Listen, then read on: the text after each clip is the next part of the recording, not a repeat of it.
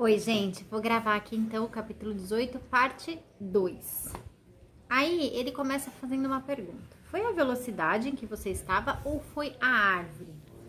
Aí ele dá um exemplo de um carro, você está dentro de um carro e bate numa árvore.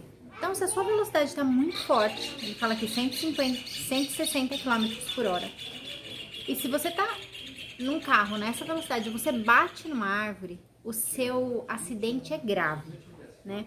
Agora, se você bater na mesma árvore a uma velocidade de 8 km por hora, o seu resultado é totalmente diferente.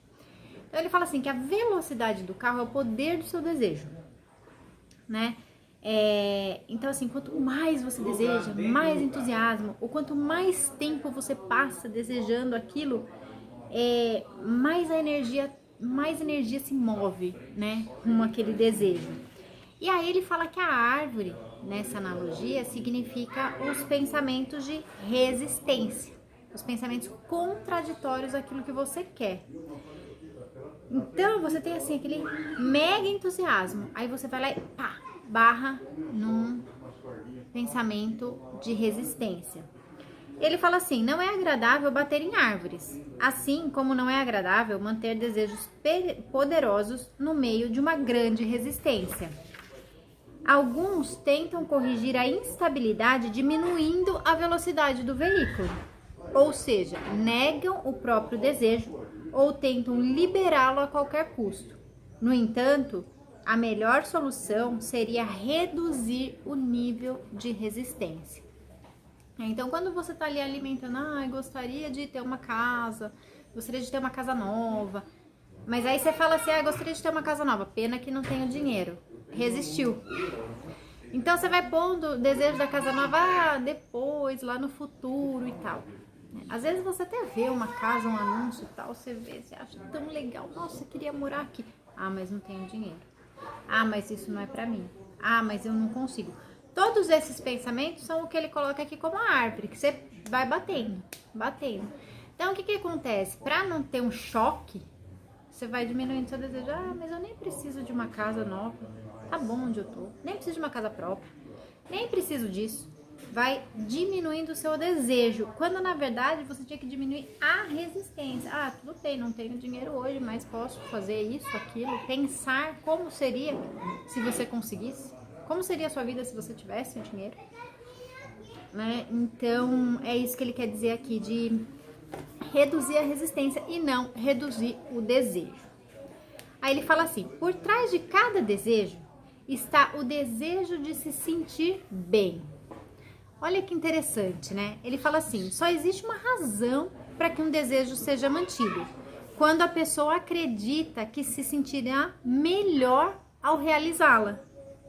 Então, assim, seja um objeto físico, seja um relacionamento, uma situação, uma circunstância, a pessoa acha que naquele lugar, naquela situação, ela vai se sentir melhor do que ela se sente agora. Daí ele fala assim: por isso, o padrão de sucesso na vida não são as coisas ou o dinheiro. O padrão de sucesso é, com certeza, o grau de alegria que você sente.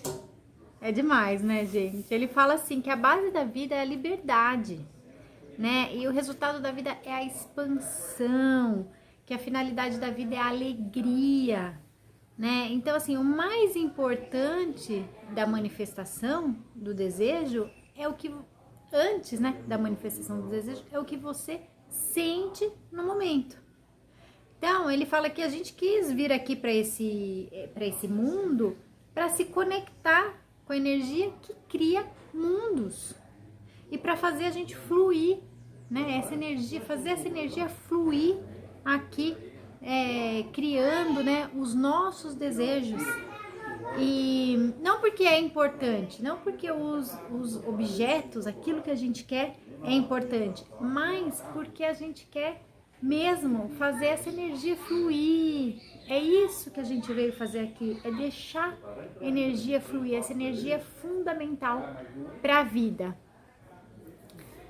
Aí ele ensina uma coisa super interessante, super legal. Eu amei esse ensinamento. Ele fala assim: na sua admiração você não oferece nenhuma resistência. Então aí ele lembra a gente que a gente é uma extensão da energia essencial, e quando a gente permite a conexão com a fonte, a gente se sente bem, a gente se sente muito bem. E da mesma forma, quando a gente recusa essa conexão, a gente não se sente bem. Ele fala assim: você é energia pura e positiva, você é amor, você espera coisas boas, você se respeita e se ama, você respeita e ama as outras pessoas, você é um admirador nato. Que lindo isso, gente! Então ele fala que a admiração e o amor próprio são, assim, os valores mais importantes que você pode cultivar. Então, se você, assim, criticar alguém, ou se você achar defeitos em si mesmo, o sentimento resultante disso não é bom. Por quê? Porque é o sentimento da vibração, a vibração do pensamento de crítica é muito diferente da vibração da fonte. Entende? Então, quando você admira, quando você para admirar a natureza, quando você para admirar um pôr do sol, você está mais alinhado com a fonte. Quem não se sente bem, né? Vendo o pôr do sol. Eu sou uma pessoa assim, que eu tenho uma ligação com o mar. Se eu tô sentada ali vendo as ondas do mar e ouvindo aquele ruído, aquele som, né, das ondas do mar, aquilo me traz uma paz, uma tranquilidade. E eu entendi que é por isso que quando você admira, você contempla, você se conecta com a fonte, né? Só que assim, no nosso dia a dia, na nossa rotina, tem muita coisa acontecendo. A gente tem muito pensamento de crítica, a gente tem muita coisa que vai acontecendo e a gente vai se desviando do foco, que o foco, na verdade, está conectado com a nossa essência. Bom, daí ele fala assim: você deve ser egoísta o suficiente para alinhar-se com o seu bem-estar. Opa, como assim egoísta o suficiente, né? Então, ele fala assim que a gente tem muito pensamento de que quando a gente vai conseguir alguma coisa, a gente vai tirar injustamente de alguém, né? Pra gente conseguir uma coisa, alguém tem que ficar sem. E ele fala que isso não é da fonte, que a fonte tem abundância suficiente para todo mundo, que é a nossa mente que tem essa limitação, a nossa mente nos coloca nessa condição de limitado. Então, assim, a mesma coisa, se alguém pega uma coisa que a gente queria, se alguém tem alguma coisa que a gente queria, a gente tem a sensação de que não vai ter pra gente. É essa disputa, mas é uma disputa que não precisa existir, não é real, né? Então, ele dá o exemplo aqui que você, como se a pessoa falasse assim: eu me sinto culpada por ter boa saúde, então eu vou ficar um pouquinho doente nas próximas 2 semanas para que uma pessoa que tá doente possa usar a minha parcela de saúde. Gente, não tem como. Então, você se sentir doente não vai dar saúde para ninguém. Entende? Então, assim, você abrir mão dos seus desejos não vai dar o desejo do outro para ele, né? Então, ele fala nesse sentido de ser egoísta, de dar atenção para aquilo que a gente deseja e dar atenção para o nosso bem-estar.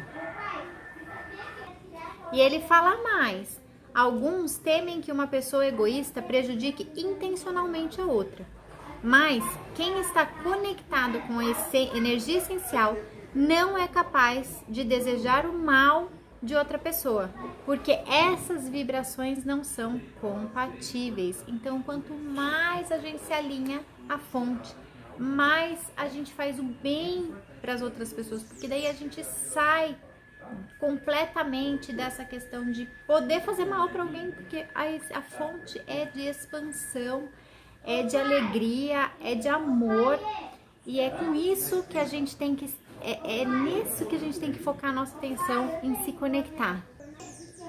Bom, e para terminar esse capítulo que já ficou super longo, eles perguntam assim: por que você iria querer estar lá? né? Então, ele fala que quando eles perguntam essas coisas para as pessoas respondem que lá elas não estão felizes aqui. Então, elas acham que lá elas vão estar felizes.